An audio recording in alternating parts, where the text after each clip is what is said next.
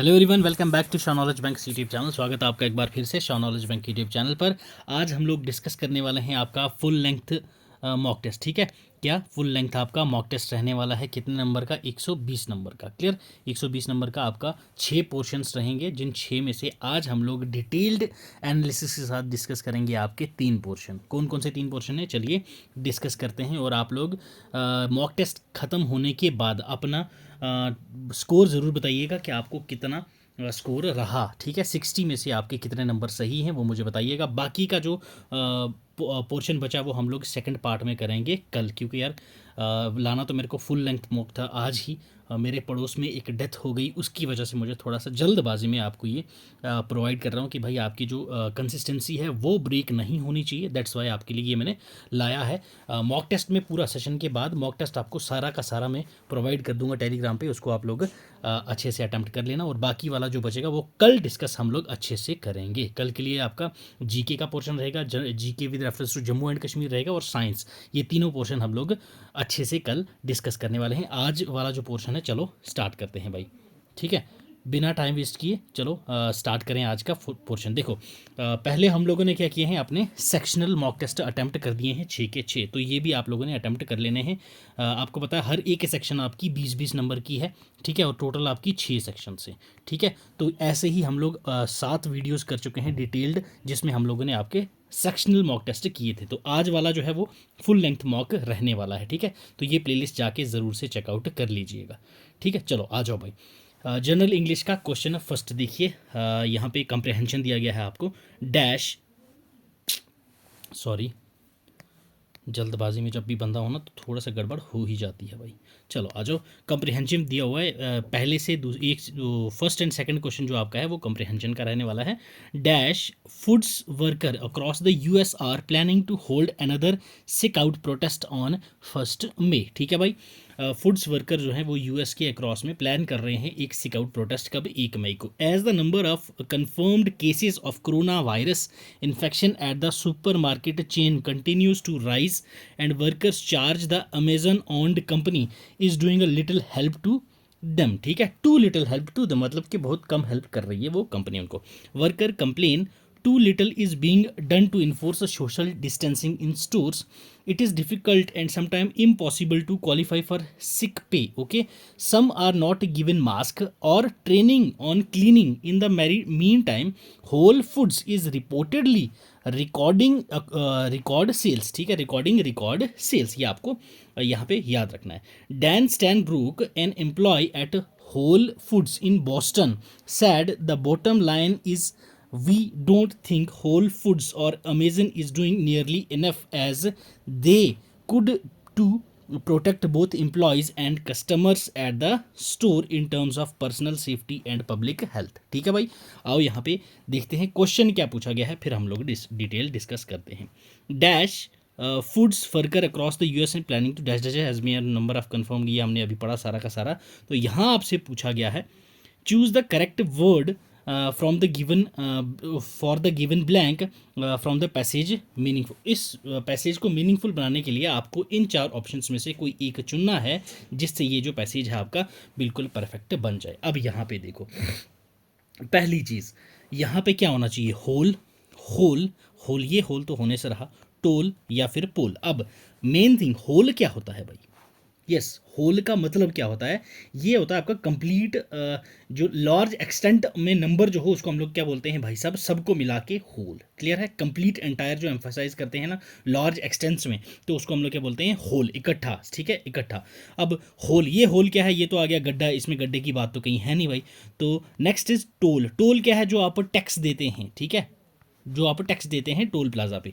ठीक है, पोल क्या है? पोल आपको पता है भाई, जो आपका मेटल का या वुड का एक पीस होता है, स्लेंडर पीस लंबा सा, उसको हम पोल कहते हैं। तो यहाँ पे आपका whole is the perfect one for this paragraph. ठीक है, होल।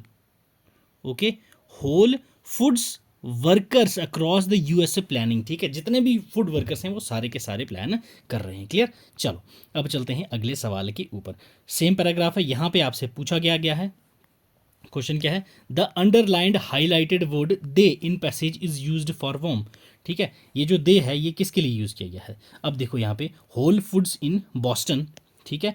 ये डैन स्टैनब्रूक है जो एम्प्लॉय है एक, कहाँ का, फूड्स इन बॉस्टन में। उसने क्या बोला है, the bottom line is we don't think Whole Foods or Amazon is doing nearly enough as they, तो किन के लिए, ये इनके लिए ही तो है, as they could not be to protect both employees and customers. ठीक है, तो किसके लिए बन रहा है ये आपका होल फूड्स एंड अमेजन के लिए ही बन रहा है। सिंपल सा थी आपका आंसर, इसमें कुछ भी टफ नहीं था। ठीक है, समझ आई। चलो अब चलते हैं भाई अगले सवाल की ओर। नेक्स्ट आपसे पूछा गया है, fill in the blank with correct article. Correct article से आपको ये ब्लैंक फिल करना है। We have had our a dozen applicants and a double dozen applicants, the dozen applicants, no article required here. yes, क्या होगा आपका correct answer? Yes भाई, हाँ जी बोलिए। देखो गिवन ब्लैंक में आपको पास क्या दिया गया है यहाँ पे, we had our dash dozen dollar. तो यहाँ पे हमें पहली चीज़ क्या दिख रही है, सिंपल सिंपल सा अकॉर्डिंग टू ग्रामर। तो यहाँ पे यूनिट प्राइस और स्पीड, यहाँ कुछ ये तो आपको बता नहीं रखा, जो यहाँ पे आपको क्या करना होता, डेफिनाइट आर्टिकल यूज़ होता। तो दैट्स वाई यहाँ पे क्या है, सिंपल सा गिवन आपको दे रखा है, तो ये आपका इनडेफिनाइट आर्टिकल आएगा। इतना तो आपको कन्फर्म हो जाएगा। ठीक है, इनडेफिनाइट आर्टिकल आपका कौन सा होता है, ई एंड एन होते हैं बस सर। ठीक है, ये दोनों आपको क्लियर हो गया, यहाँ तक क्लियर हो गया। अब हम लोग क्या बोलते हैं कभी कभी, एन $100 या फिर $100। यस, $100 होता है या एन $100 होता है, तो that means a dozen applicants हो जाएगा आपका करेक्ट आंसर। ये आपने करेक्ट याद रखना है। ठीक है, क्लियर। चलिए अब चलते हैं अगले सवाल की ओर। नेक्स्ट क्वेश्चन में आपको क्या बोला गया है, I will not be attending the dance comma dash, और I have no one to go with, for I have no one to go with, but I have no one to go with, so I have no one to go with. मैं dance attend नहीं कर रही, क्यों नहीं कर रही, नीचे आपको दे रखा है फॉलोइंग केसेस, किसकी वजह से ये नहीं कर रही है। Yes, I will not be attending the dance. देखो यहाँ पे आपके पास क्या है, कोऑर्डिनेट क्लॉजेज, क्लॉज जो आपके बन रहे हैं वो क्या है, इंडिपेंडेंट क्लॉज बन रहा है, जो कनेक्ट कर रहा है आपका one another.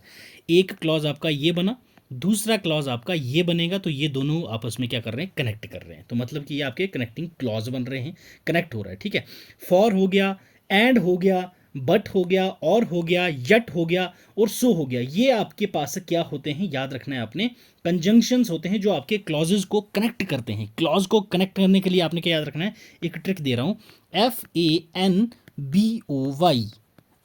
Fan boys.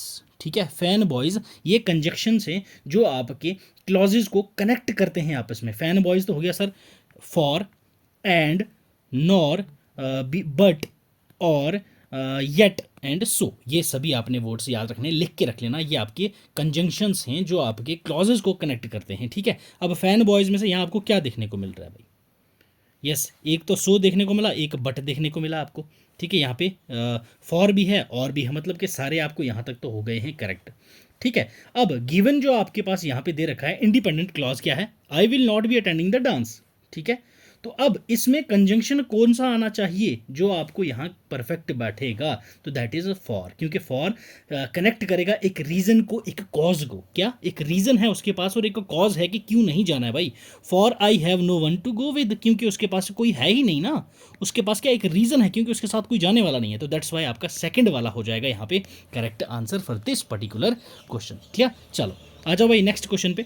Select the correct coordinate clause for the sentence. Again आपके पास क्लॉज वाला क्वेश्चन आ गया भाई। यस, ये आप लोग मुझे बताएंगे क्या होने वाला है। Jessie isn't going to be at the dance, और will Tom be there, for will Tom be there, nor will Tom be there, yet will Tom be there. तो सिंपल सा यार, ये डायरेक्ट है, nor will Tom be there. Jessie भी नहीं जा रही है गोइंग टू द डांस, ना ही टॉम जा रहा है वहाँ पे। क्लियर, सिंपल था आपका ये सवाल। चलिए नेक्स्ट आ जाएं, fill in the blank with correct pair of words. यहाँ पे करेक्ट पेयर ऑफ वर्ड से आपको फिल इन द ब्लैंक्स बनना। I am in a happy relationship where there is a lot of give and take, inside out, bread and butter, all or nothing. Yes, तो relationship में happy कब होता है, जब वहाँ पे क्या हो, गिव एंड टेक हो। तो आपका ऑप्शन फर्स्ट वन हो जाएगा करेक्ट आंसर। ये जो पेयर है आपका गिव एंड टेक, उसका मीनिंग क्या होता है, सिचुएशन जहाँ पे दो लोग या फिर ग्रुप ऑफ पीपल्स हेल्प करते हैं एक दूसरे की खुद को समझने में और दूसरे को अंडरस्टैंड करने में। क्लियर है, तो आपका फर्स्ट वाला हो जाएगा यहाँ पे correct answer for this particular question. चलिए आ जाएं अब अगले सवाल के ऊपर। यस, नेक्स्ट क्वेश्चन आ गया भाई, choose the appropriate article for the given sentence. इस सेंटेंस के लिए आपने अप्रोप्रिएट आर्टिकल सेलेक्ट करने हैं, ये आपसे पूछा गया है इस पर्टिकुलर क्वेश्चन में। चलिए बताइए कौन सा होगा correct. Each of dash suspects had dash alibi and they were set free by dash जज ड्यूरिंग द ट्रायल। यस, क्या होने वाला है, देखो भाई यहाँ पे जब आपके पास पहले क्या हो रहा है, आर्टिकल ए जो यूज़ होगा वो आपका स्पेसिफिक थिंग के लिए यूज़ होगा, ना कि नाम के आगे, नाम के साथ नहीं होता है ना, ये स्पेसिफिक नहीं होता है। ए जो है आपका नाम के साथ यूज़ होता है। यहाँ से आपको क्या पता चल रहा है कि भाई ए तो आपका यहाँ पे कहीं पे भी यूज़ नहीं हो रहा है। ठीक है, तो यहाँ पे देख लो आपको ए किस किस में है, वो वाला आपका नहीं आएगा। ठीक है, ऑप्शन आपको मिल गया। ठीक है, each of the suspect had an alibi and they were set free by the जज, दैट्स इट। इतना सा ही क्वेश्चन था भाई। क्लियर है, चलिए आ जाएं अगले सवाल पे। Select the most appropriate option and fill in the blank. Yes, यहाँ पे इनमें से आप में से आपने मोस्ट अप्रोप्रिएट ऑप्शन सेलेक्ट करना है और आपने ब्लैंक को फिल करना है। He dash his breakfast when his friends arrived and asked him to come with them. Yes, he dash. He is just finishing. He just finishes. He has just finishes. He had just finished his breakfast. ठीक है, when his friends arrived and asked him to come with them. उसने नाश्ता खत्म कर लिया था तब जब उसके दोस्त वहां पहुंचे और उन्हें बोला कि चलो आप हमारे साथ। यस, क्या होगा, तो यहाँ पे क्या हो रहा है, दो एक्शन को साइमल्टेनियसली हैपन हो रहा है। एक आपका ब्रेकफास्ट खत्म हो गया था, दूसरा आपके फ्रेंड्स यहाँ पे अराइव हो गए थे। क्या है, ठीक है, तो पहला क्या हो रहा है, एक तो आपके पास पास्ट टेंस यूज हो रहा है क्योंकि वहाँ पे हो गया था खत्म, दूसरा आपके पास पास्ट परफेक्ट टेंस यूज हो रहा है क्योंकि भाई उसने जस्ट फिनिश किया है। तो जब पीछे कोई चीज़ खत्म हो गई हो तो वहाँ पे क्या यूज होता है भाई, मैंने आपको क्या बोला था, पास्ट, तो हैड। ओके, तो had just finished. Okay, he had just finished breakfast when his friends arrived and asked him to come with them. Okay, चलिए आ जाएं अगला सवाल। select the most appropriate option, fill in the blanks. The school nearby my house in the village dash by the floods 2 years ago and my parents dash another school for us yet. Yes, क्या होने वाला है यहाँ पे correct answer, देखो the school near by my house in the village dash by the floods 2 years अगो, मतलब कि ये क्या किसकी बात हो रही है, यहाँ पे पास्ट की बात हो रही है, 2 साल पहले की बात हो रही है। ठीक है, तो had been, was, is, has been. ठीक है, तो मैंने आपको क्या बोला था, जहाँ पे भी आपको क्या हो रहा है, पास्ट की बात हो रही है, 2 साल पुरानी बात हो रही है, तो वॉज वॉश्ड अवे ही होगा आपके पास। And my parents another have not found, क्योंकि भाई आप इसके पेरेंट्स अभी तक स्कूल ढूंढ नहीं पाए हैं, दूसरा वाला हैव नॉट फाउंड। ठीक है, तो ये हो जाएगा आपका करेक्ट आंसर। ठीक है भाई, चलो आ जाएं अगले सवाल पे। Select the correct direct form of the given sentence. यहाँ पे आपको इनडायरेक्ट दिया है, डायरेक्ट फॉर्म आपको इसको बतानी है। She asked her mother why she was so upset that day. Yes, बताइए क्या होने वाला है यहाँ पे correct answer. She said to her mother why were you so upset that day. Clear? Okay जी, next one, she said to her mother why you are so upset today. She said to her mother are you upset today. She said to her mother why are you so upset today. yes, क्या होगा आपके पास यहाँ पे correct answer, तो given indirect speech है, आपको इसके according आपको चेंज करना है किसमें, इनडायरेक्ट में। ठीक है, इनडायरेक्ट स्पीच में आपको इस गिवन सेंटेंस को चेंज करना है। तो फर्स्ट ऑफ ऑल आपको दिया क्या गया है यहाँ पे, उसने बोला किसको, अपनी माँ को, कि वो आज क्यों अपसेट है, उस दिन क्यों अपसेट थी, तो आपने इसको कन्वर्ट करना है। ठीक है, इस सेंटेंस में आपने क्या करना है, इसको कन्वर्ट करना है कि उसकी माँ ने उसको क्या बोला। पहला आपके पास प्रोसेस क्या है, आस्क्ड जो है वो आपका कन्वर्ट हो जाएगा किस में, सैड टू में। ठीक है, ये तो सर सभी सभी में हो गया, बट आपको ये याद रखना है, जहाँ पे भी आपको आस्क्ड मिलेगा, आस्क्ड आपका कन्वर्ट हो जाएगा सैड टू में। ओके, ये आपने एक चीज़, एक रूल आपने याद रखना है ये। ठीक है, फर्स्ट ऑफ ऑल ये हो गया डन। उसके बाद ये सेंटेंस है, ये आपका इंटेरोगेटिव है। ठीक है, तो इसीलिए हमने यहाँ पे यूज़ किया गया था, आस्क्ड यूज़ किया था। क्लियर, ये आपने याद रखना है। शी जो है वो चेंज हो जाएगा यू में। ओके, शी किस में चेंज हो जाएगा, यू में। तो उसने क्या बोला था माँ को कि आप क्यों अपसेट हो, शी, वाई का शी हो जाएगा, शी का यू हो जाएगा, यू इसमें है, इसमें भी है, इसमें भी है, फर्स्ट वाले में भी है, सभी में है। ठीक है, why you, why were you नहीं होने वाला, ये वाई यू भी नहीं होगा, आर यू नहीं भाई साहब, तो ये why are you upset that day, तो ये आपका फोर्थ वन हो जाएगा आपके पास यहाँ करेक्ट आंसर। और वॉज को जो है हमने आर में कन्वर्ट कर देना है, शी वॉज, वॉज का हो जाएगा आर। ओके, वॉज का आर हो जाएगा। ये भी आपके पास यहाँ पे सिंपल सी ट्रिक थी जिससे आपको आंसर पता चल जाता। क्लियर, चलो अब चलते हैं अगले सवाल पे। The commander ordered the soldiers to climb the hill, तो इसमें डायरेक्ट फॉर्म आपको बतानी है गिवन सेंटेंस की। यस, अभी हमने सेम क्वेश्चन किया है, तो बताएं इसका आंसर क्या होने वाला है। Yes, the commander ordered the soldiers to climb the hill. Yes, indirect से डायरेक्ट स्पीच में इसको आपने बनाना है, बोलिए भाई।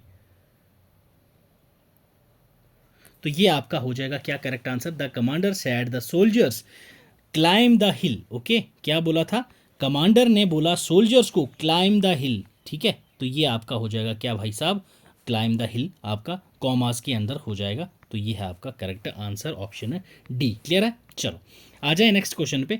Choose the appropriate preposition for the given sentence, इस सेंटेंस में आपने गिवन प्रीपोजिशंस ऐड करने हैं, तो आपने बताना है कौन सा है यहाँ पे correct answer. I was dash the impression that I had paid you dash the work you did for me. Yes, बताइए भाई क्या होने वाला है यहाँ पे करेक्ट आंसर। अब देखो, अगर वन बाई वन हम लोग बात करें, जो टू है, टू आपका यूज होता है किस किस केस में। पहला केस आपके पास जब आप क्या डेस्टिनेशन या फिर डायरेक्शन या फिर कंपैरिजन की बात कर रहे हो, तो यहाँ पे कुछ ऐसा है, डायरेक्शन डेस्टिनेशन कंपैरिजन की बात हो रही है, नहीं तो मतलब फर्स्ट वाला आपका नहीं होने वाला।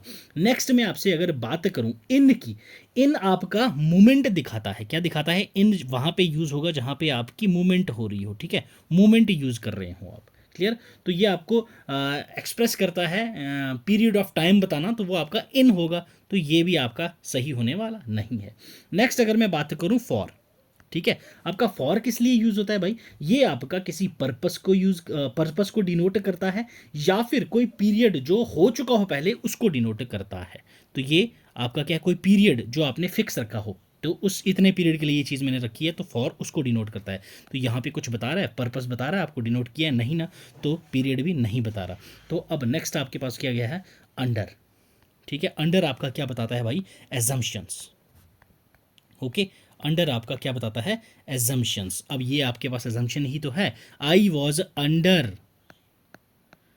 The impression that I have paid you for the work work you did for me, that's it. Option fourth आ जाएगा आपका करेक्ट आंसर।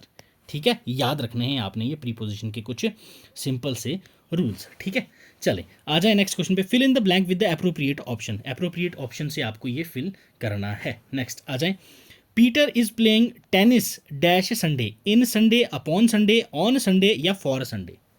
तो भाई ये आपका ऑन संडे होगा, मोस्ट इजीएस्ट क्वेश्चन है ये आपका इस सेट का। क्लियर है, ऑन होगा आपका करेक्ट आंसर। ऑन जो है वो आपका किस पे बात करता है, पर्टिकुलर डे, पर्टिकुलर डेट, या फिर किसी हॉलीडेज का, जैसे मंडे, मेमोरियल डे, दिवाली, वो उसके लिए आप क्या हमेशा याद यूज़ करोगे, ऑन यूज़ करोगे, ये आपने याद रखना है। ठीक है, क्लियर, चलें अब नेक्स्ट चलते हैं भाई अगले सवाल पे। अगला सवाल आपसे पूछा गया है, select the correct passive form in the given sentence. इनमें से आपको पैसिव फॉर्म करेक्ट सेलेक्ट करनी है, कौन सी करेक्ट होने वाली है आपके पास।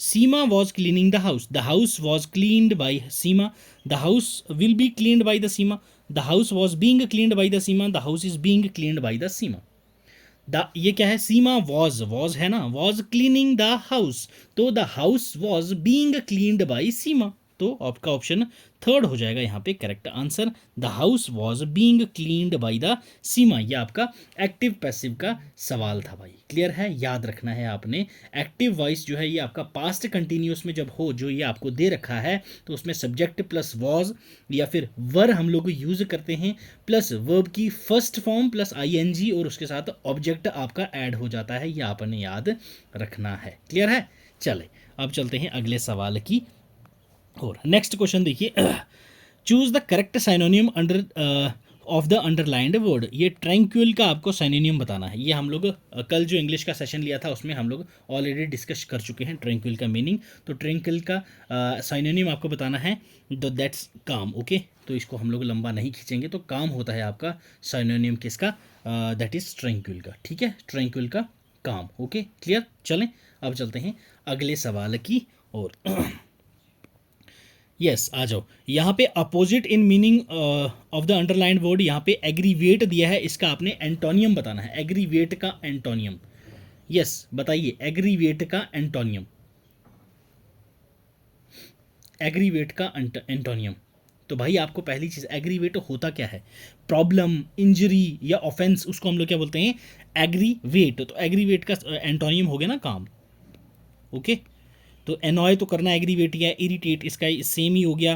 प्रोवोक करना ये भी सेम ही हो गया, बट आपका जो अपोजिट पूछा गया था एग्रीवेट का अपोजिट हो गया आपके पास काम। ओके क्लियर, चले आए अगले सवाल के ऊपर। अगला सवाल आपसे क्या पूछा गया भाई, choose the correct option which gives the correct meaning of the underline idiom phrases. Idiom phrases का करेक्ट मीनिंग आपको बताना है। To know the ropes, he wants his son to know the ropes of the trade. अब ये देखो easy सा question है भाई। यस मतलब कि अपने बेटे से ये चाह रहा है कि भाई उसको तौर तरीके जो हैं वो उस लाइन के, उस जॉब के पता हों। ठीक है, तो ये सिंपल सा क्वेश्चन था। To know the techniques of और the ways of the doing job, बिल्कुल सही बात है भाई।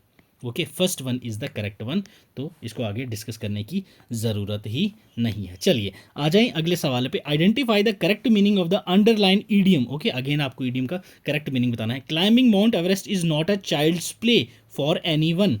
माउंट एवरेस्ट पे चढ़ना बच्चों का खेल नहीं है, सभी के लिए। तो चाइल्ड्स प्ले क्या है, ये आपसे पूछा गया है यहाँ पे। Child's play, yes, not a child's play मतलब कि आसान काम नहीं है, very easy to do. Yes, पहला ही हो जाएगा आपका correct answer for this particular question. ठीक है भाई, चलिए आ जाए अगले सवाल के ऊपर भाई। अगला सवाल क्या पूछा गया है, parts of the sentence are given below in jumbled order, arrange the parts in the right order to make meaningful sentence. ये आपके पास डिफरेंट डिफरेंट पार्ट्स दिए गए हैं, जैसे 1, 2, 3 एंड 4। इन चारों को आपने करेक्ट सीक्वेंस में लगाना है, जिससे इनका क्या हो जाए भाई, मीनिंगफुल सेंस बन जाए। ठीक है, A river running through, once there had been, but now there was just a dry ditch, the middle of the forest. अब देखो once, तो ये आपका पहले होने वाला है, ये मैं आपको बता दूं। Once there had been a river running, ठीक है, ये तो पहला हो जाएगा। A river running through, ठीक है, a river running through the middle of the forest, okay. But ये लास्ट हो जाएगा आपका, तो आपका क्या होने वाला है पहले, once there had been, okay. तो यहीं पे है आपका, once there had been a river running through the middle of the forest but now there was just a dry ditch. Okay, तो ऑप्शन सेकंड ही हो जाएगा आपका करेक्ट आंसर। इजी सा क्वेश्चन था ये आपका। चलिए अगला, अगेन आपसे क्या पूछा गया है, सेम पैटर्न पे आपका क्वेश्चन दिया गया है। यस बताइए, going to get more difficult, his new neighbours and Alberto took one look at knew that his life was. Yes बताइए क्या होगा इसका करेक्ट आंसर। देखो भाई, नाम जो है ये हमेशा पहले आएगा, ठीक है, नाउन है, तो कोई भी सेंटेंस जो है आपका वो शुरू होगा नाउन से। अल्बर्टो तो आपका करेक्ट है, पहले आने वाला है, तो यहाँ पे एक ही में है आपका, तो यही है आपका correct answer. Alberto took one look at his new neighbours and knew that his life was going to get more difficult. उसके जो पड़ोसी थे वो थोड़े से इसको लगे होंगे, खड़ूस आदमी है, मेरी ज़िंदगी तो ख़राब होने वाली है या फिर मुश्किल होने वाली है। चलिए अगला आ गया भाई आपके पास कंप्यूटर एप्लीकेशंस, ठीक है, 20 नंबर का है। पहला क्वेश्चन देखिए, what does VoIP stand for. VoIP की आपने बतानी है भाई क्या, दैट इज एब्रीवेशन। VoIP की एब्रीवेशन जस्ट बताइए भाई क्या है VoIP। यस VoIP, बोलिए भाई क्या है इसका correct answer? Voice over inner protocol, voice over internet panel, voice over internet protocol, voice over internet protocol. तो yes, it's option D. Okay, voice over internet protocol ये एक कॉमन टर्म है जो आपकी फ़ोन सर्विस में use होती है। ठीक है, याद रखना है आपने ये आपका फ़ोन सर्विस में ये टर्म यूज़ की जाती है, VoIP। क्लियर, याद रखना है आपने। फ़ोन सर्विस जो डिलीवरी होती है आपकी इंटरनेट की, उसके लिए VoIP आपकी यूज़ होती है। VoIP जो टेक्नोलॉजी है आपकी कन्वर्ट करती है आपकी आवाज़ को, जो आप बोलते हैं उसको डिजिटल सिग्नल में कन्वर्ट करती है ताकि अगले के पास फिर वो पहुंचे। क्लियर है भाई, याद रखना है आपने। चलो अब चलते हैं अगले सवाल की और। नेक्स्ट क्वेश्चन क्या है? The future of a web browser which keeps a list of web pages that you have visited earlier is known as. Yes, कौन सा फीचर है वेब ब्राउज़र का जो आपको लिस्ट बताती है वेब पेजेस की, कीप कर वो रखती है वेब पेजेस की जो आप विजिट कर चुके होते हैं पहले। तो क्या चीज़ है वो आपके पास यहाँ? हिस्ट्री, ब्राउज़र, लिंक या ऑल? तो आपको पता ही ये आपकी हिस्ट्री होती है। क्या होता है? ब्राउज़र की कॉपी को सेव करके रखती है कौन? आपके कंप्यूटर में। दैट इज़ आपका इंटर ब्राउज़र का वो आपका हिस्ट्री होता है, जिसको आप पता चल जाता है आपको कि भाई आपने क्या क्या चीज़ें विजिट करी हैं। उसके बाद आप मेन्यू में आपके पास चॉइस होती है आपकी फ़ाइल को एडिट करने का, व्यू करने का, और उसमें बुक मार्क्स भी रख सकते हैं आप। ठीक है, जो आपको कोई वेब साइट है जो आपको याद रखनी है तो उसके लिए आप उसको बुक मार्क कर सकते हैं। तो हिस्ट्री हो जाएगा आपका correct answer for this particular question. चलिए next, what is the world wide web? WWW world wide web क्या है, आपसे ये पूछा गया है। Yes, is another name for internet. Okay, world wide connection for the computer, a collection of linked information residing on computer connected by the internet. Okay, a collection of world wide information. तो ये क्या होता है आपके पास? WWW, ये WWW ये name होता है जो आपकी इंफॉर्मेशन अवेलेबल हो इंटरनेट पे अराउंड द ग्लोब, उसको हम लोग क्या बोलते हैं? World wide web. ठीक है, पूरी दुनिया के इर्द गिर्द इंटरनेट पे जो इन्फॉर्मेशन अवेलेबल है उसको हम लोग क्या बोलते हैं? World wide web. ठीक है, वर्ल्ड वाइड वेब। अब वर्ल्ड वाइड वेब की अगर बात करूं मैं आपको, तो ये इन्वेंट की किसने थी? सर टिम बर्नर्स ली ने। Okay, Tim Berners Lee, Tim Berners Lee ने ये इन्वेंट की थी। कब की थी ये भी आपको पता होना चाहिए, 1989 में की थी। ठीक है, तो आपका ऑप्शन थर्ड हो जाएगा करेक्ट आंसर। कलेक्शन है लिंक्ड इन्फॉर्मेशन का जो रिजाइड कर रहा है कंप्यूटर कनेक्टेड कहाँ पे? इंटरनेट पे, होल ग्लोब पे। क्लियर, पूरे ग्लोब पे, पूरी दुनिया पे। क्लियर है, याद रखना है आपने ये। चलिए आ जाए भाई अगले सवाल के ऊपर। अगला सवाल आपसे पूछा गया है, internet data is broken up as. Internet data जो है वो आपका किस में ब्रोकन अप किया गया है? फिक्स्ड लेंथ पैकेट्स में, वेरिएबल लेंथ पैकेट्स में, नॉट पैकेटाइज्ड, या फिर 64 बाइट्स पैकेट्स में। तो ये जो आपका इंटरनेट डेटा होता है वो ब्रोकन होता है आपका वेरिएबल लेंथ पैकेट्स में, जो आपका सिग्निफाइड करता है कि भाई लेंथ उनकी फिक्स नहीं होती है। वो जो आपकी डिफरेंट फ्रेम लेंथ होती हैं वो हमेशा डिफरेंट डिफरेंट रहती है डेटा की, बट जो आपकी फ्रेम लेंथ है वो हमेशा फिक्स रहेगी। ठीक है, जो डेटा की लेंथ है वो क्या रहेगी? वेरिएबल रहेगी। और फिक्स्ड क्या रहेगी? फिक्स्ड लेंथ आपकी रहेगी हमेशा किसकी? फ्रेम्स की। ये आपने याद रखना है। क्लियर, ये भी आपसे एग्जाम में पूछा जा सकता है, फिक्स्ड कौन सी रहती है? तो आपकी फ्रेम लेंथ जो होती है वो हमेशा फिक्स्ड रहती है। क्लियर, चलें। What type of switching is used by the internet? Internet के द्वारा कौन सी स्विचिंग यूज की जाती है? Packet switching, circuit switching, telephone switching या टेलिक्स स्विचिंग? यस, कौन से प्रकार की स्विचिंग यूज की जाती है इंटरनेट के द्वारा? देखो भाई, वो होता है आपके पास पैकेट स्विचिंग। ओके, कौन सा होता है? Packet switching. पैकेट स्विचिंग कौन सी होती है? जो आपका डेटा ट्रांसमिट करती है डिजिटल नेटवर्क्स के थ्रू, उसको ब्रेक डाउन करके छोटे छोटे ब्लॉक्स में, छोटे छोटे इंटरनेट्स में। क्लियर, ठीक है, याद रहेगा। चलिए अब चलते हैं भाई अगले सवाल की ओर। Who among the following is the application software? Which among the following is the application software? इनमें से कौन सी एप्लीकेशन सॉफ्टवेयर है ये आपसे पूछा गया है इस सवाल में भाई, बताइए। Linux, Unix, Microsoft power point या मैक्रोस? यस, कौन सा है इनमें से आपके पास एप्लीकेशन सॉफ्टवेयर? एप्लीकेशन सॉफ्टवेयर क्या है? सिस्टम सॉफ्टवेयर क्या है? जब हमने मॉक टेस्ट किए थे तो वहाँ पे हम लोगों ने पूरी की पूरी चीज़ें की थी, डिटेल्ड डिस्कशन। एप्लीकेशन सॉफ्टवेयर क्या होती हैं? जो आपकी ऐप्स होती हैं, मैंने आपको बताया था ना, जो आप ऐप डाउनलोड करते हो स्पेसिफिक काम के लिए जो होता है, तो वो है आपका माइक्रोसॉफ्ट पावर पॉइंट। ठीक है, माइक्रोसॉफ्ट पावर पॉइंट। तो माइक्रोसॉफ्ट पावर पॉइंट जो है ये एक प्रेजेंटेशन प्रोग्राम है जो आपका किसने किया था?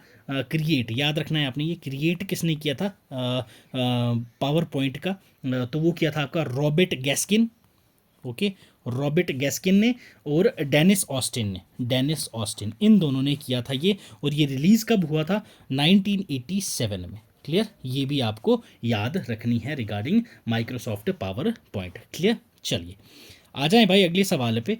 विच of the following is an object oriented language, इनमें से कौन सी ऑब्जेक्ट ओरिएंटेड लैंग्वेज है, ये आपसे पूछा गया। पास्कल, C++, या फॉर्ट्रन। यस, देखो ऑब्जेक्ट ओरिएंटेड लैंग्वेज आपके पास कौन कौन सी होती है मैं आपको बताता हूँ। जैसे आपके पास जावा है, ओके, C++ है, उसके पास आपके पास रूबी है, ओके, और आपके पास स्क्रिप्टिंग लैंग्वेज कौन सी होती हैं, SQL है, ये स्क्रिप्टिंग लैंग्वेज है, जावा स्क्रिप्ट है, ये सब क्या है आपके पास स्क्रिप्टिंग लैंग्वेज है। क्लियर, तो आपके पास क्या पूछा गया है यहाँ पे, दैट इज ऑब्जेक्ट ओरिएंटेड, तो ऑब्जेक्ट ओरिएंटेड कौन सी है, जावा, C++, रूबी और C++ यहाँ पे आपको दिख रहा है, ये आपकी कौन सी है, ऑब्जेक्ट ओरिएंटेड लैंग्वेज है। ठीक है, चलिए आए भाई अगला सवाल फिर से वर्ल्ड वाइड वेब पे। World wide web is a collection of dash on the internet forms, hyperlinked document, email, mailing list, hypertext, markup language. Yes, क्या होगा भाई, hyperlinked document. Okay, hyperlinked document जो है वो आपका वर्ल्ड वाइड वेब जो है, इसको कॉमनली नोन क्या है, ये पहली चीज़ आपको ये पता होनी चाहिए, इसको हम लोग नॉर्मल इसको क्या बोलते हैं, कॉमनली वेब बोल देते हैं। ये इंफॉर्मेशन सिस्टम है जिसमें आपको डॉक्यूमेंट्स और अदर वेब रिसोर्सेज जो हैं वो आइडेंटिफाइड की जाती हैं एज अ URL। किसमें, URL। अब URL सर क्या चीज़ है, that is uniform resource locator, तो ये आपने याद रखना है, तो ये आपका हाइपर लिंक्ड डॉक्यूमेंट होता है, तो ऑप्शन फर्स्ट हो जाएगा आपका करेक्ट आंसर।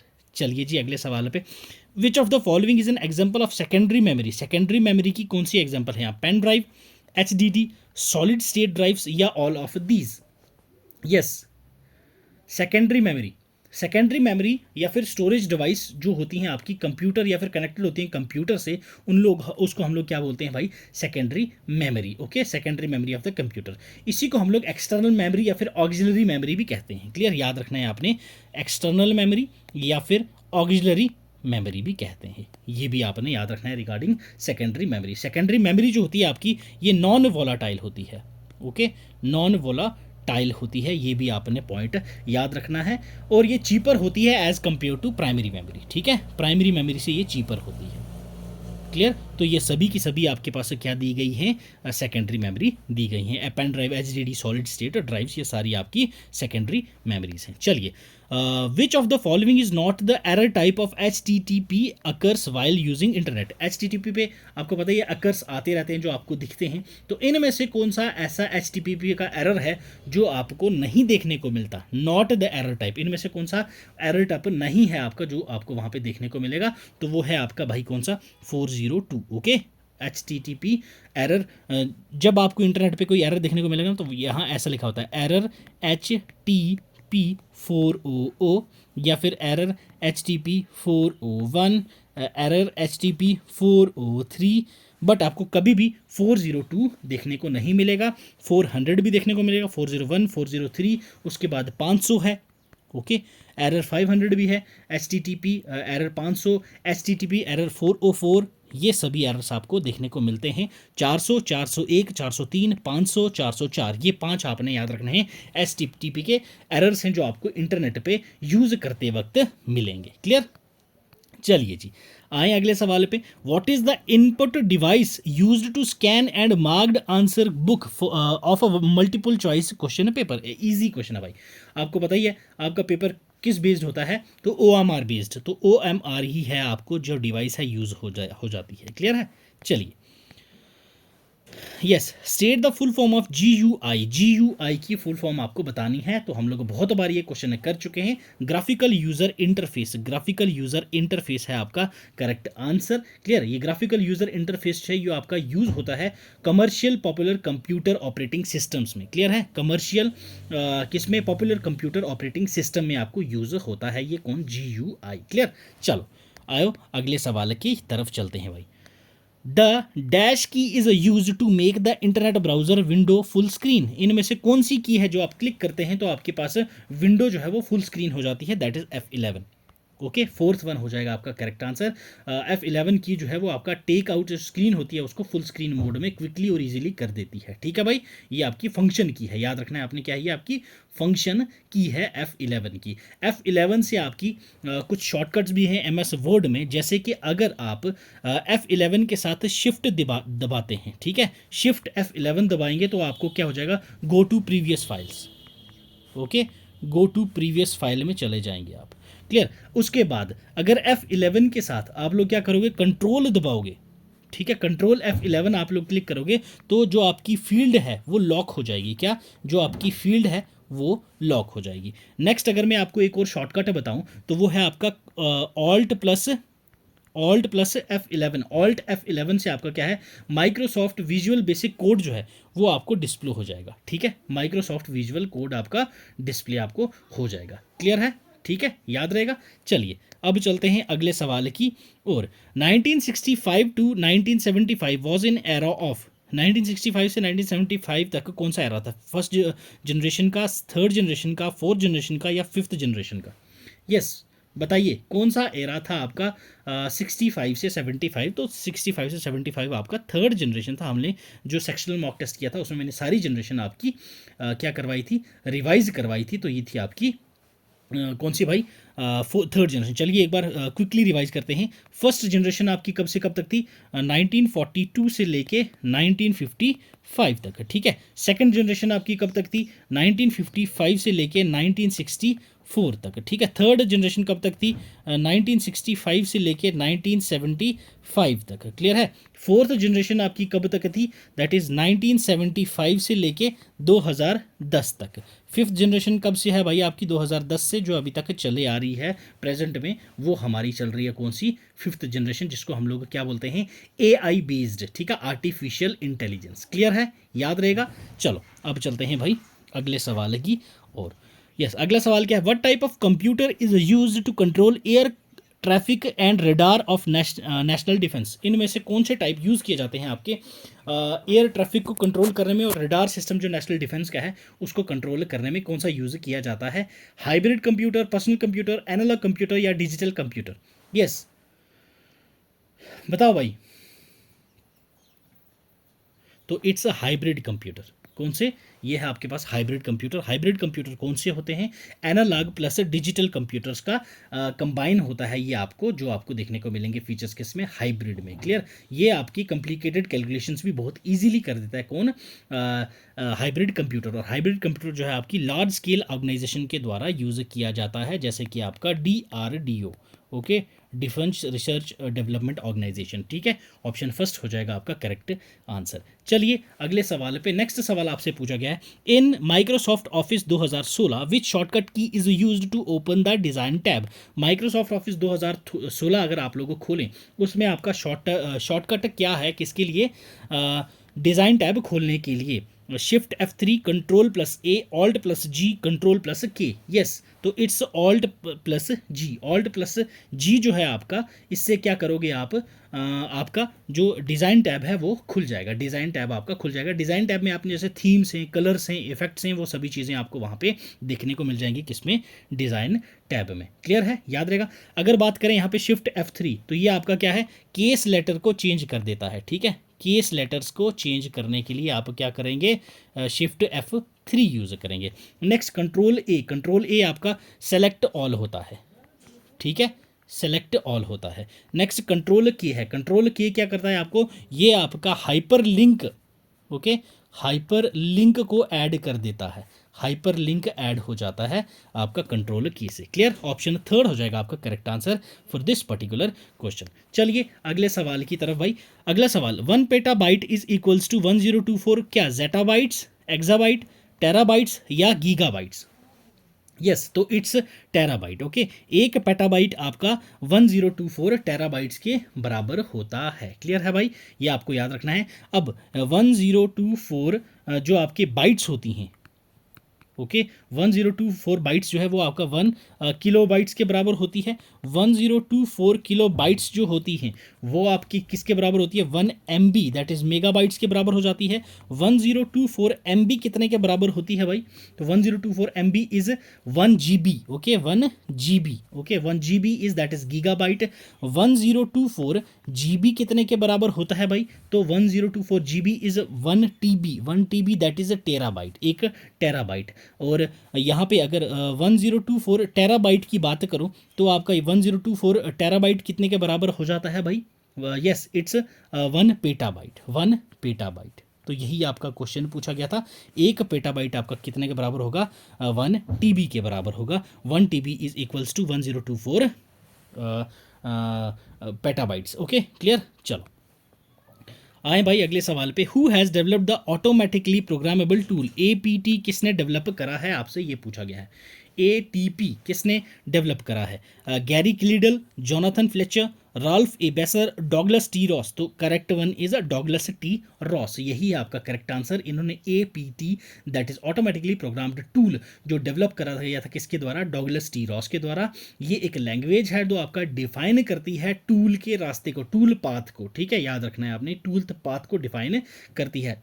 जैसे कि इसमें 4 टाइप की स्टेटमेंट्स होती हैं आपकी APT में। कौन कौन सी होती हैं? आपके पास जियोमेट्रिकल स्टेटमेंट है, आपके पास मोशन स्टेटमेंट है, ओके, पोस्ट प्रोसेसर स्टेटमेंट आपकी आती है, ऑक्सिलरी स्टेटमेंट आती है। ये 4 प्रकार की स्टेटमेंट्स आपको देखने को मिलेंगी किस लैंग्वेज में? ऑटोमेटिकली प्रोग्रामेबल टूल है ये इसके अंदर। ठीक है, डॉगलस टी रॉस ने इसको इन्वेंट करा था भाई। चलिए अगले सवाल पे। The most widely used spreadsheet software of the Microsoft Office suite is MS Word, MS Access, MS PowerPoint या MS एक्सेल। तो यस, कौन सा यूज किया जाता है? स्प्रेडशीट। तो इसको ही बोलते हैं क्या भाई? Spreadsheet software. तो MS एक्सेल है आपका correct answer. MS Excel, MS Microsoft Excel is a spreadsheet developed by Microsoft. किसके लिए बनाया था? विंडोज, मैक्रोज, एंड्रॉयड और iOS के लिए। ठीक है, ये एक ऑपरेटिंग सिस्टम है। ठीक है, ऑपरेटिंग सिस्टम है। डेवलप्ड किसने किया गया है? माइक्रोसॉफ्ट कॉर्पोरेशन के द्वारा। ये क्या है? एक स्प्रेडशीट है, कंप्यूटर एप्लीकेशन है जो आपका डेटा का एनालिसिस करती है, स्टोरेज ऑफ डेटा करती है किसकी? पाई चार्ट्स और टेबल की फॉर्म में। क्या है ये आपका? MS Excel. क्लियर। चलिए आए भाई अगले सवाल पे। अगले सवाल आपसे पूछा गया है, in which of the following topology every node is connected to other nodes? एक नोड हर 2 अदर नोड्स के साथ कनेक्टेड होता है, तो वो कौन सी टोपोलॉजी आपको देखने को मिलती है? Ring topology, tree topology, mesh topology या स्टार टोपोलॉजी? यस, हर एक दूसरे 2 से कनेक्टेड होता है, ये आपसे पूछा गया है। यस, कौन सी टोपोलॉजी आपको ये देखने को मिलती है? तो भाई इट्स रिंग टोपोलॉजी। क्लियर। कौन सी है ये आपके पास? रिंग टोपोलॉजी है आपकी, जो आपकी क्या इसका एक नोड आपका हर 2 अदर नोड से कनेक्टेड होता है रिंग टोपोलॉजी में। रिंग टोपोलॉजी जो है उसके नोड्स जो होते हैं वो कनेक्टेड होते हैं लूप से। क्लियर, लूप से ये कनेक्टेड होते हैं आपके रिंग टोपोलॉजी में। एग्जैक्टली इसके 2 नेबर्स होते हैं, एडजेसेंट पेयर्स होते हैं जो कनेक्ट होते हैं डायरेक्टली। नॉन एडजेसेंट पेयर होते हैं, ये आपस में क्या होते हैं? मल्टीपल नोड से ये कनेक्ट किए गए होते हैं। आपका ये है रिंग टोपोलॉजी। कौन सी भाई? आपकी रिंग टोपोलॉजी। रिंग टोपोलॉजी आपकी होती किस तरह की है? एक ये सिस्टम है आपका, एक ये सिस्टम है आपका, एक ये सिस्टम है आपका, एक ये सिस्टम है आपका। तो इस प्रकार की टोपोलॉजी को आप क्या कहते हैं भाई? That is ring topology. Clear है, याद रखना है आपने ये। ठीक है, तो चलो चलते हैं भाई अगले सवाल की ओर। अब आ गया आपका रीजनिंग एंड मेंटल एबिलिटी का पोर्शन। ठीक है, रीजनिंग एंड मेंटल एबिलिटी का पोर्शन आपको पता है भाई, जितना इजी और स्कोरिंग पोर्शन ये है इतना कोई भी नहीं होता है। तो चलो स्टार्ट करते हैं आपका पहला question reasoning and mental ability का। इन द फॉलोइंग क्वेश्चन, ठीक है, find the odd one from the given alternatives. ये 4 हैं, इनमें से एक आपको ऑड वन आउट करना है। ठीक है, ears, eyes, hand, head. Yes, कौन सा है यहाँ पे करेक्ट? यहाँ पे देखो आप, जितने भी पार्ट्स आपको दे रखे हैं वो ह्यूमन बॉडी में हैं। ठीक है, क्या है? ह्यूमन बॉडी के क्या हैं? पेयर्स हैं। क्या हैं? जितने भी हैं आपके पेयर, कान पेयर्स हैं, आपकी आंखें पेयर्स हैं, आपकी हाथ पेयर्स हैं आपकी। ये भी पेयर्स जोड़ा होता है, ये भी जोड़ा होता है, 2 होते हैं, ये भी जोड़ा होता है। क्या सिर आपके 2 होते हैं? नहीं ना। तो यही आपका odd one out. Easy question था भाई, कोई भी टफ इसमें नहीं था। नेक्स्ट इंपॉर्टेंट वन, ये इस फिगर में से आपको डिफरेंट वाली कौन सी है वो आपको बताना है, तो वो हो जाएगा आपका करेक्ट आंसर। क्लियर, आ जाएं, बताएं भाई। चलो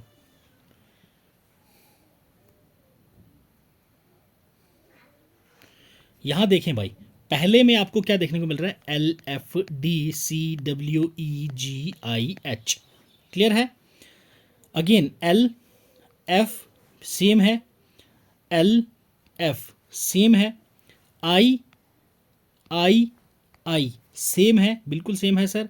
HHEE सेम है, बिल्कुल सर सेम है। G है ना, ई भी हो गया था, एच भी हो गया था, डी भी है यहाँ पे, डी यहाँ पे भी है, सी यहाँ पे है, सी यहाँ पे भी है, एम यहाँ पे है, तो एम यहाँ पे क्या है, यहाँ पे एम नहीं देखने को मिल रहा भाई। यहाँ डब्ल्यू है, यहाँ डब्ल्यू है, ये और ये तो मैच कर गए, ठीक है। सी था, यहाँ पे क्या हमें देखने को मिला, एम यहाँ पे नहीं देखने को मिल रहा था। फिलहाल तो हमारा ये डिफरेंट एक बन रहा है।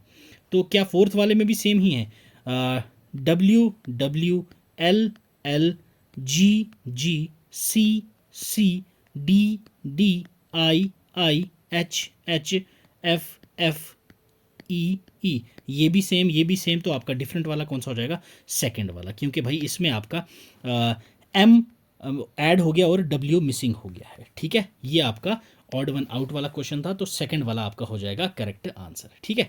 चलिए आइए अगले सवाल पे। Select the option which is related to the third term in the same way the second term is related to the first term, ठीक है। जैसे ये आपस में लिंक्ड हैं, तो यहाँ पे आपको नेक्स्ट टर्म बतानी है क्या होने वाला है। यस, बताइए भाई क्या होगा करेक्ट। गिवन आपके पास क्या दिया गया है, 12:62, ठीक है। नेक्स्ट 14, तो यहाँ पे आपका क्या आने वाला है, ये आपसे बोला गया है, बताइए। तो अब देखो यहाँ पहला क्या है, 12 है, 12 इंटू 5 कितना हो जाएगा, 60 प्लस 2 कितना हो जाएगा, 62। तो यहाँ पे हमारे पास सेम फंडा लगेगा, 14 इंटू 5 प्लस 2 कितना हो जाएगा भाई, यहाँ पे 72। ओके, तो 72 है आपका करेक्ट आंसर, ऑप्शन सेकंड हो जाएगा आपका करेक्ट। क्लियर, चलिए आए भाई अगले सवाल पे। नेक्स्ट क्वेश्चन क्या पूछा गया आपसे, select the missing number in the given series. In series में से आपको मिसिंग सीरीज बतानी है, कौन सी है, नेक्स्ट सीरीज आपकी क्या आएगी, ये आपको पैटर्न बताना है भाई। यस, देखो 300, 360, 180 या 240 क्या आएगा, पहले आपको ये याद रखना है यहाँ पे हो क्या रहा है। तो यहाँ कुछ भी नहीं हो रहा है, हर एक सीरीज को इंटू टू कर दिया है, into two into two into two, अब ये भी इंटू टू हो जाएगा, तो आपका आंसर आ गया। यहाँ पे क्या होने वाला है आंसर आपका, तो यस बताइए भाई क्या होगा। नहीं, इंटू टू नहीं हो रहे हैं सारे, एक मिनट देखें, into two, into three, into four, ये इंटू 5 हो जाएगा, ठीक है। 5 6 30, तो ये हो जाएगा 300। तो सिंपल सा क्वेश्चन था ये, कुछ भी नहीं करना था। 2.5 into two 5, 5 into three 15, 15 into four 60, 16 into 5 300। तो सिंपल सा क्वेश्चन था भाई, मिसिंग सीरीज आपको मिल गई। क्लियर, चलो select the missing number in the given series. इनमें से आपको अगेन सेम पूछा है, कौन सी है मिसिंग नंबर। यस, 9, 29, 67, 129, ये सेम क्वेश्चन हम लोग रीजनिंग की सीरीज में हम लोग कर चुके हैं, ठीक है। तो यहाँ पे आप देखेंगे फर्स्ट वाला क्या दिया गया है आपको, 9 है, 29 है, 67 है, 129 है। तो ये क्या है आपका 2 का क्यूब, ठीक है, प्लस 1, क्लियर। 3 का क्यूब प्लस 2, 4 का क्यूब प्लस 3, 5 का क्यूब प्लस 4। समझ आ रही है कैसे चल रही है हमारे पास सीरीज। तो नेक्स्ट क्या आएगा, 6 का क्यूब प्लस 5, तो ये आपका 6 का क्यूब प्लस 5 करेंगे हम लोग, तो कितना आएगा अपने पास, 221। ओके, 221 ऑप्शन 4 हो जाएगा आपके पास यहाँ पे correct answer for this particular question. समझ आया भाई। चलो अब चलते हैं अगले सवाल की और। अगला क्या पूछा, complete the series choosing the missing number. यहाँ पे आपको मिसिंग नंबर बतानी है, कौन सा होने वाला है। यस, बीच में क्या आएगा ये आपने बताना है। हाँ जी, बोलो बोलो बोलो, बोलिए क्या है आपके पास, 512। नेक्स्ट आपको बताना है क्या है, 16, 8 एंड 8। यस, बोलिए भाई क्या होने वाला है आपके पास आंसर आपका, मिसिंग सीरीज क्या होगी आपकी, ये आपने बताना है। तो इट्स 64, क्या होगा भाई 64। कैसे किया हमने सर ये? तो ये अगर आप लोग यहाँ पे देखेंगे तो यहाँ क्या हो रहा है, पहले हम लोग कर रहे हैं डिवाइडेड बाई 8, 512 को डिवाइड करेंगे 8 से, ठीक है, फिर आपका क्या होने वाला है 64, इसको हम लोग again divided by 4, next series divided by 2, next series divided by 1। Again यहाँ पे आपका ख़त्म नहीं हो रहा है, नेक्स्ट आपको आएगा डिवाइडेड बाई 2, इनको डिवाइड करेंगे 2 से, ठीक है, अगेन आपका डिवाइडेड बाई 2, अगेन आपका डिवाइडेड बाई 2। तो ये है आपका फंडा, आंसर आपका हो गया 64। ये आप लोग प्रैक्टिस कर लीजिएगा। ऐसे 3-4 क्वेश्चन में और दे दूंगा क्योंकि ये थोड़े से टफ लेवल के क्वेश्चन होते हैं, थोड़ा सा दिमाग आपको दौड़ाना पड़ेगा भाई। क्लियर? चलो आ जाओ अगले सवाल पे। ACBDFEGIH, तो अगला क्या होगा पैटर्न आपके पास, ये आपको बोला गया है भाई। यस, अब यहाँ पे अगर हम लोग देखें क्या क्या दिया है, ACBDFE, यही सीरीज चल रही है अपने पास। उसके बाद क्या है GIH, और नेक्स्ट हमारे पास क्या होगा ये हमें बताना है भाई। क्लियर है ना? ACD मतलब +3 किया तो D, +3 किया F, +3 किया E। क्लियर? +3 किया G, +3 किया I, +3 किया H। तो यहाँ पे भी +3 कर लो, +3 कर लो, +3 कर लो, आंसर आपको मिल जाएगा। G के साथ +3 किया गया, GHIJ, तो नेक्स्ट हो जाएगा आपका J। ओके, यहाँ देख लो J किस में है भाई, जो आपका 2 में है, तो ये 2 तो आपके गए। क्लियर? +3 IJKL, ठीक है, नेक्स्ट वन इज HIJK है आपका करेक्ट आंसर, JKL है आपका करेक्ट आंसर, ऑप्शन ए हो जाएगा आपका करेक्ट आंसर। ठीक है भाई, चलो आए अगले सवाल पे भाई। नेक्स्ट क्वेश्चन क्या बोला गया है, a series is given with one term missing, select the correct alternative from the given ones that will complete the series, BCEFHIKL। Yes, अगली सीरीज क्या होने वाली है आपके पास, ये आपको बताना है भाई। यस बताओ, BCDEFGHIJKLMNO। सिंपल सा था ये क्वेश्चन आपका, एक एक जो आपका लेटर अल्फाबेट वो आपको यहाँ पे मिस कर दिया गया था, तो अगला आपका आंसर आ जाता। चलिए आ जाओ भाई, अगला आपसे क्या पूछा गया है यहाँ पे, कोडिंग डिकोडिंग का क्वेश्चन है भाई। In certain code her is written as 29, ठीक है, हर को आपने क्या लिखा है 29। हाउ विल बन be coded in that language, उस लैंग्वेज में हम लोग बन को कैसे लिखेंगे। अब देखो अल्फ़ाबेट, ये अगर जब ऐसे कोड आते हैं तो आपको ABCD की नंबरिंग पता होना चाहिए। HER, H कितने नंबर 8, E 5, R 18, टोटल करें कितना आ जाएगा 29 आ जाएगा आपका करेक्ट वन। ये आपका इस बेसिस पे था। नेक्स्ट आप क्या पूछा गया, बन BUN, बी आपका कौन से नंबर पे भाई, यस 2, U 21, N 14, ठीक है, कलेक्ट इनको आप लोग कर लें, टोटल आ जाएगा आपका आंसर 35, ठीक है, ऑप्शन 4 हो जाएगा यहाँ पे करेक्ट आंसर। ठीक है, चलो अब चलते हैं अगले सवाल की ओर। अगला क्वेश्चन क्या बोला गया है, क्वेश्चन है 10th। In a code language torch is written as WRUFK, how will winter be written as, इस कोडेड लैंग्वेज में विंटर आप लोग कैसे लिखेंगे। यस, क्या बोला गया आपको, TORCH, टॉर्च को क्या लिखा है WRUFK, यही है भाई। ठीक है, अब नेक्स्ट हमने पूछा गया है आपसे कि विंटर को कैसे लिखेंगे, WINTER। पहले यहाँ पे इस कोड को डीकोड करेंगे तो हमारा अगला कोड पता चलेगा हमें क्या होने वाला है। टी के साथ कितना हम लोग ऐड या लेस करें, W आएगा तो इट्स +3, ठीक है। O के साथ कितना हम लोग ऐड करें या लेस करें, R आ जाएगा, OPQR +3 हो रहा है यहाँ पे भी, RSTU +3 हो रहा है यहाँ पे भी, CDEF तो +3 हो रहा है यहाँ पे भी, तो यहाँ पे भी +3 हो रहा है, घोट गया चल रहा है +3 +3 +3 +3 +3 +3 +3 एंड +3 करेंगे विंटर में, तो आपका आंसर आएगा क्या भाई, W +3 that is Z, I के बाद LMNOPQ, ओके, TRSTUVW EFGHRSTU, देखो ZLQWHU, ZLQWHV है, ये गलत, ये हो जाएगा आपका करेक्ट आंसर सेकंड वाला। ओके, सेकंड वन आपका हो जाएगा करेक्ट आंसर। समझ आई?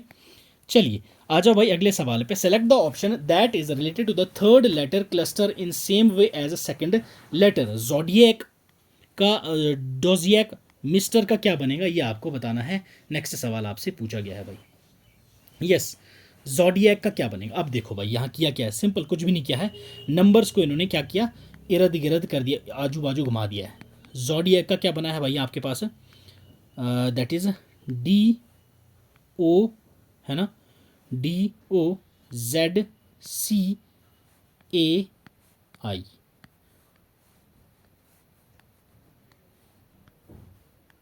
ये आपका पैटर्न है। नेक्स्ट लिख लो मिस्टर, MISTER, ठीक है भाई। S यहाँ पे आएगा, M यहाँ पे आएगा, तो ये I का I ही रहेगा। SIM पहला होने वाला है, तो SIM पहला हो गया। सिमरत आगे करने की ज़रूरत ही नहीं है, तो यही आपका करेक्ट आंसर। ठीक है, सिमरत ही हमारे पास है करेक्ट आंसर। चलिए, in certain code language tiger is coded as UJHFC, how will mouse be coded. Tiger का कोड हमें दिया गया है, माउस का कोड आपको बताना है भाई क्या हो रहा है। देखो भाई, टी के बाद क्या है U, आई के बाद क्या है J, G के बाद क्या है H, E के बाद क्या है F, R के बाद क्या है S। सिंपल, कुछ भी नहीं है, नेक्स्ट बोला गया है, तो यहीं पे आपको हो जाएगा। M के बाद N, O के बाद P, U के बाद V, S के बाद T, E के बाद F, हो गया NPTF, NPVTF। ओके, थर्ड वाला हो जाएगा आपका करेक्ट आंसर यहाँ पे। ठीक है, NPVTF हो जाएगा आपका करेक्ट आंसर। तो C ऑप्शन है आपका करेक्ट आंसर, ये है आपका करेक्ट वन। क्लियर है भाई, सिंपल सा क्वेश्चन था, कुछ इसमें आपको दिमाग लड़ाने वाला नहीं था। चलो नेक्स्ट आपसे क्या बोला गया है, G is in the west of D, okay, which is in the north of C, if B is in the east of D, then in which direction G is with reference to B। Yes, बताइए। अब given information में आपके पास क्या दे रखा है, देखिए G जो है आपका वो कहाँ पे है, वेस्ट में है D के, ये है G, ठीक है, तो यहाँ पे होगा आपका D इसके वेस्ट में है। ठीक है जी, समझ लिया। नेक्स्ट उन्होंने क्या बोला है, D which is in the north of C, तो ये क्या है, नॉर्थ के C में है, मतलब इसके साउथ में C होने वाला है। ठीक है, if B is in the east of D, B जो है अगर D के ईस्ट में है, ठीक है जी, B यहाँ पे हमने मान लिया। क्लियर। अब अगला के then in which direction is the G with reference to B, reference B के रिगार्डिंग G कौन सी पोजीशन में है आपका, तो ये कहाँ पे है भाई, आपका वेस्ट में है। क्लियर, तो ये वेस्ट में है ना, ये वेस्ट, ईस्ट, नॉर्थ, साउथ, यही पैटर्न था, तो ये वेस्ट हो गया आपका करेक्ट आंसर। सेकंड वाला आपका सही जवाब है। चलिए अगला सवाल देखिए, at the time of sunrise Diksha and Arpita are sitting in a park with their backs facing each other, वो बैठे हुए हैं एक पार्क में, बैक जो उनकी है एक दूसरे की तरफ मुड़ी हुई है। ठीक है, if shadow of Diksha falls to the right of Arpita, then in which direction Arpita facing. Yes, बताओ भाई। इन्होंने पहले क्या बोला है, सनराइज का टाइम है, दीक्षा एंड अर्पिता जो हैं वो बैठी हुई हैं एक दूसरे के साथ साथ, ये आप मान लो दीक्षा है, ये आप मान लो अर्पिता है। ठीक है भाई, ये दीक्षा है, ईस्ट साइड यहाँ से आपका सनराइज हो रहा है। ठीक है, तो ये वेस्ट साइड हो गया, ये साउथ हो गया, ये नॉर्थ हो गया। ओके, यहाँ तक तो हमें पता चल गया भाई। तो जब यहाँ से शेडो पड़ रही है तो इन्होंने पूछा क्या है, अर्पिता की जो है, then in which direction is Arpita facing, Arpita किस तरफ फेस करके बैठी हुई, ये आपसे पूछा गया है। तो ये जो धूप पड़ेगी इसका शेडो कहाँ, इस तरफ पड़ेगा, क्योंकि धूप उस तरफ से पड़ी है, तो फेस कहाँ पे है अर्पिता का, साउथ की तरफ है भाई, तो आपका आंसर हो जाएगा साउथ। ओके, साउथ साइड में मुड़ी हुई है आपकी अर्पिता। चलो आ जाओ अगले सवाल पे। Pointing to the man receiving the award, Sunny said he is the brother of my uncle's daughter, how man is related to Sunny. Yes, बताइए भाई कैसे मैन जो है वो आपका सनी से रिलेटेड है। यस, कजिन है, ब्रदर इन लॉ है, नेफ्यू है या अंकल है, बताइए। तो इसमें क्या बोला गया है, pointing to a man receiving the award, man एक अवार्ड रिसीव कर रहा है। सनी ने बोला he is the brother of my uncle's daughter, तो क्या बोला भाई, सनी है, ये सनी है ना। ओके, सनी ने क्या बोला, ये कौन है, अंकल है, कौन सा, ये जो मैन है, मैन की डॉटर। ओके, इस मैन की डॉटर क्या है, ये जो अंकल है, ये जो मैन है ये इसका अंकल है, इसकी जो डॉटर है ये इसने क्या बोला है, मेरे अंकल की बेटी है। ठीक है। He is the brother of my uncle's daughter, ये इनके अंकल के बेटी के पापा के भाई हैं, तो इसने बोला सनी, ये जो मैन है ये सनी से कैसे रिलेट कर रहा है, तो ये इसका कज़न है। ओके, ऑप्शन ए हो जाएगा आपका करेक्ट आंसर, ये कज़न है। ठीक है, चलिए आए अगले सवाल पे। नेक्स्ट क्वेश्चन क्या पूछा गया भाई आपसे, M is the son of P P. Okay, M क्या है, सन है आपका किसका, पी पी का। क्लियर, चलो जी समझ आ गया। P P P M M is the son of P. ठीक है, एम है आपका क्या, एम जो है ये आपका सन है पी का, समझ आ गई। चलो जी, P and S R brothers, P और एस क्या हैं, दोनों भाई भाई हैं। ठीक है, समझ गए भाई। T is the mother of S, T जो है ये माँ है किसकी, एस की। ओके जी, समझ गए। नेक्स्ट उन्होंने बोला है V is the daughter of S, V जो है ये डॉटर है किसकी, एस की। ओके जी, select the correct statement from the following. Okay, इनमें से कौन सी स्टेटमेंट आपके पास करेक्ट है। S is the uncle of M, S जो है ये एम का अंकल है, बिल्कुल सही बात है भाई, ये इसका अंकल हुआ ना, ये इसका बाप है, ये इसका भाई है, तो ये इसका अंकल ही हुआ, तो ऑप्शन फर्स्ट ही है आपके पास से करेक्ट आंसर, आगे बढ़ने की ज़रूरत ही नहीं है। चलिए अगले सवाल पे चलते हैं। अब सवाल क्या पूछा गया आपसे भाई, A is the husband of B. Yes, okay, A जो है ये क्या है, हस्बैंड है किसका भाई, बी का। क्लियर जी, समझ आ गई हमें भाई। E is the daughter of सी, ई जो है ये दी गई है डॉटर किसे, सी की, हमें नहीं पता कौन है ये सी। ठीक है, A is the father of C, A C का फादर है। ठीक है, how is B related to E, B E से रिलेटेड कैसा है ये आपसे बोला गया है, तो क्या लगेगी, ग्रैंड मदर नहीं लगी, ये माँ है ना, तो ये बाप है, तो ये क्या लगी, इसकी ग्रैंड मदर लगी, तो ऑप्शन फोर्थ हो जाएगा आपका करेक्ट आंसर भाई। तो इजी सा क्वेश्चन था, तो आपको बताना था, इतनी सी बात थी भाई। चलिए नेक्स्ट यहाँ पे क्या बोला गया है, read the statement and choose one conclusion from the given alternative. Given alternative से आपको चूज करना है एक conclusion. All rats are books, all rats are mice, in conclusion है some books are mice, all books are mice, some mice are not rats. कौन सी है यहाँ पे करेक्ट आंसर, ये बोला गया है भाई। पहला देखो, ऑल रैट्स आर बुक्स, ये आपकी हो गई बुक्स, तो ये आगे rats. Okay, rats books. Okay, next आपसे पूछा गया क्या भाई, ऑल रैट्स आर माइस, जितने भी रैट्स आपको दिए गए हैं वो क्या हैं, सारे के सारे माइस हैं, मतलब रैट वाला पोर्शन क्या हो जाएगा आपका, माइस में आ जाएगा। ओके, ये है आपका फिगर बनेगा, वेन डायग्राम बनेगी। अब इससे निकालते हैं हम लोग कंक्लूजन के कौन सा है हमारे पास यहाँ पे करेक्ट बनने वाला है। सम बुक्स आर माइस, कुछ बुक्स माइस हैं, बिल्कुल सही बात है ये तो। ऑल बुक्स आर माइस, नहीं जी। सम माइस आर नॉट रैट्स, नहीं है। ऑल रैट्स आर माइस लिखा हुआ है, ये भी नहीं होगा, ओनली वन वाला फॉलो करेगा, ऑप्शन ए है आपका करेक्ट आंसर, तो सेकंड वाला आपका हो जाएगा करेक्ट आंसर। क्लियर, समझ आई। ठीक है जी, चलो अब चलते हैं अगले सवाल की और। नेक्स्ट क्वेश्चन आपसे देखिए क्या बोला गया है, इन अ रो 18%, ठीक है, एक रो में 18% है, position of the Aarti from the left side of the row is 6th, find the number of person after the Aarti in a row. Yes, ये कोई बंदा आपका अर्थी बता रखा है, ये आपका कौन सी पोजीशन में है, 6th में है, तो बाकी लोगों की पोजीशन आपको बतानी है। टोटल रो में कितने हैं, 18 आदमी हैं। ठीक है भाई, तो नंबर ऑफ पर्सन आफ्टर अर्थी, अर्थी कितने कैसे निकालेंगे हम लोग, पहली चीज़ टोटल नंबर कितने हैं बंदों के, उसमें से लेस कर देंगे अर्थी की पोजीशन को। ठीक है, तो हमारा नंबर आ जाएगा, टोटल कितने हैं 18, अर्थी कौन सी पोजीशन पे है 6 में, तो कितना हो जाएगा 12 नंबर, मतलब कि अर्थी के लेफ्ट अर्थी के बाद बंदे जो हैं वो रो में बैठे हुए हैं, तो ऑप्शन सेकंड हो जाएगा आपका करेक्ट आंसर। इजी है आपका क्वेश्चन, कुछ भी इसमें ऐसा नहीं है। अर्थी से पहले 5 हैं, ठीक है, तो बाकी जो अर्थी के बाद बैठे हुए हैं आपके 12 बच्चे और। क्लियर, चलें आए भाई अगले सवाल पे। अगला सवाल आपको पूछा गया है, अगेन स्टेटमेंट और कंक्लूजन दिया गया है यहाँ पे। In the question below is a given statement follow by two conclusion numbered 1 and 2, you have to assume everything in the statement to be true, then consider the two conclusion together and decide them to logically follow करना है आपको। ठीक है, prime minister M is to free the bureaucracy from political pressure. Clear है, पहली statement हमें पता चल गई। अब the prime minister was once a bureaucrat, ऐसा तो कुछ नहीं बोला भाई।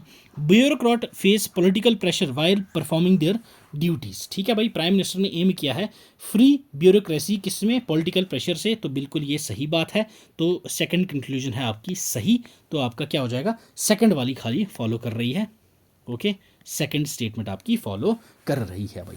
क्लियर है, तो भाई ये था हमारा आज का मॉक टेस्ट पार्ट 1 था ये। पार्ट 2 नहीं ले पाया, आपको पता है, मैंने बताया भाई मेरे पड़ोस में एक डेथ हो रखी है, अभी मुझे वहाँ जाना है, तो इसलिए जल्दी जल्दी में मैंने ये आपको कवर अप करवाया है। सेशन मैंने बहुत अच्छे से बनाया है आपके लिए, तो इसको भरपूर प्यार दीजिए। प्लस इसकी पीपीटी आपको कहाँ मिलेगी? टेलीग्राम चैनल पे। टेलीग्राम चैनल का लिंक आपको डिस्क्रिप्शन बॉक्स में मिल जाएगा, वहाँ से डाउनलोड कर लीजिएगा। और वहाँ पे व्हाट्सएप चैनल का लिंक होगा, वो भी आप ज्वाइन कर लेना। बाकी वेरियस सोशल मीडिया हैंडल भी भेज देना। कोई डाउट हो तो आप इस ईमेल आईडी पे हमें कॉन्टैक्ट कर सकते हैं। नेक्स्ट सेशन आपके लिए पार्ट 2 फुल लेंथ वाला कल आएगा 9:30 बजे, 120 नंबर का रहने वाला है। आज के जो क्वेश्चन हम लोगों ने किए हैं तो उनमें आपका स्कोर क्या रहा मुझे कमेंट करके ज़रूर बताइएगा। वीडियो अच्छी लगी हो तो भाई लाइक कर दीजिएगा, और चैनल पर नए हो तो सब्सक्राइब कर देना। ऐसा ही स्टडी मटेरियल आपको प्रोवाइड करता रहूँगा in future free of cost. Telegram join कर लेना पीडीएफ्स के लिए, प्लस लेक्चर आपको शॉर्ट मिलेंगे अगर आप लोग बेल आइकन को दबा देते हैं। वीडियो पसंद आई हो तो लाइक ज़रूर करिएगा, और वीडियो पसंद ना आई हो तो डिसलाइक करके कमेंट में बताना कि हम लोग कैसे इंप्रूवमेंट करें। ठीक है भाई, तो चलिए मिलते हैं आपसे अगले सेशन में। तब तक पढ़ते रहें, खुश रहें। God bless you, keep learning, keep sharing.